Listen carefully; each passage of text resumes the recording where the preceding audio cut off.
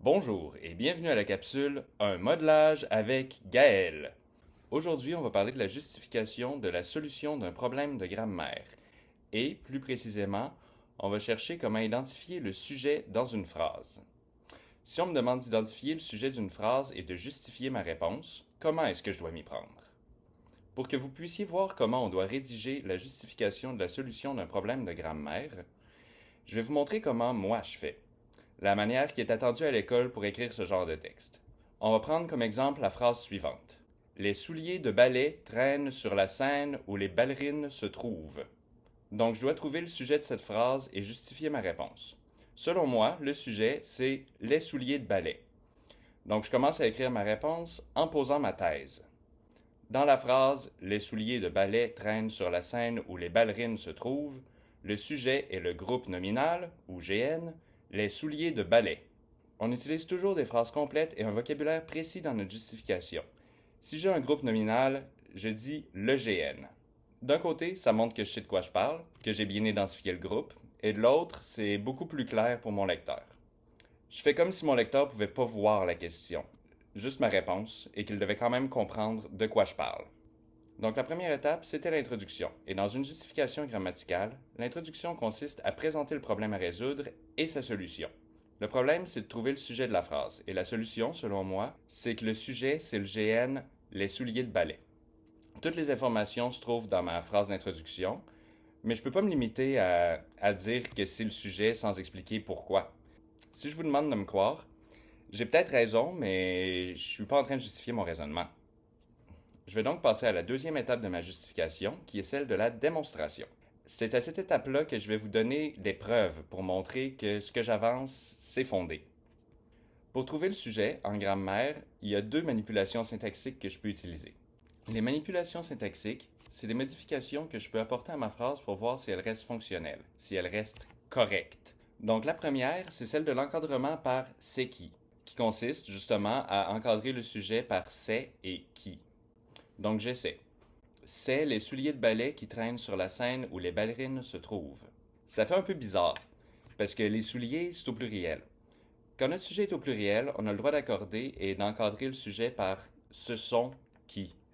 Donc je réessaie en accordant. Ce sont les souliers de ballet qui traînent sur la scène où les ballerines se trouvent. Est-ce que ça se dit? Est-ce que ma phrase est... Est-ce qu'elle pose un problème? Selon moi, ça se dit bien. Donc, la manipulation de l'encadrement par c'est qui, ou ce sont qui dans le cas présent, vient corroborer mon intuition selon laquelle le GN, les souliers de ballet, est le sujet de ma phrase. Je l'écris donc dans ma réponse. Dans la phrase Les souliers de ballet traînent sur la scène où les ballerines se trouvent, le sujet est le GN, les souliers de ballet. En effet, on peut l'encadrer par ce sont qui pour faire la phrase ce sont les souliers de ballet qui traînent sur la scène où les ballerines se trouvent. On commence toujours notre preuve par un marqueur de relation. Ici, j'ai mis en effet, comme j'aurais pu écrire car ou parce que.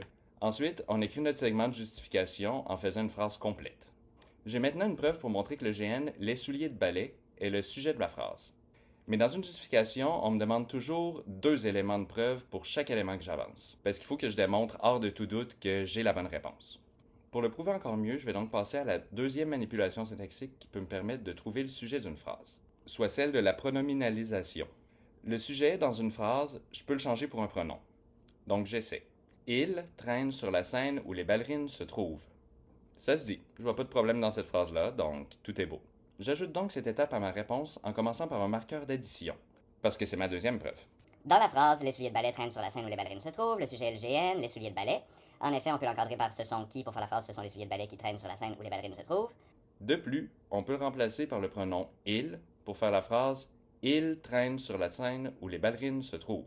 Voilà, j'ai mon postulat, ce que je disais dans l'introduction, et j'ai aussi mes deux preuves pour montrer que celui-ci est fondé.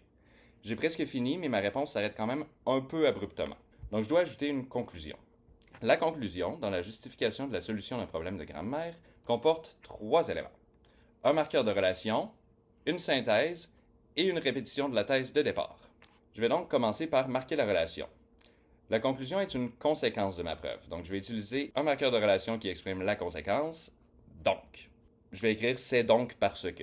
Ensuite, je poursuis avec mes deux preuves. On peut l'encadrer par ce sont qui et le remplacer par le pronom il.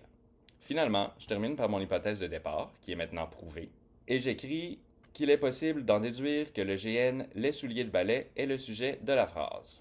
Ce qui donne, au final, dans la phrase « Les souliers de ballet traînent sur la scène où les ballerines se trouvent », le sujet est le GN « Les souliers de ballet ». En effet, on peut l'encadrer par « ce sont qui » pour faire la phrase « Ce sont les souliers de ballet qui traînent sur la scène où les ballerines se trouvent ».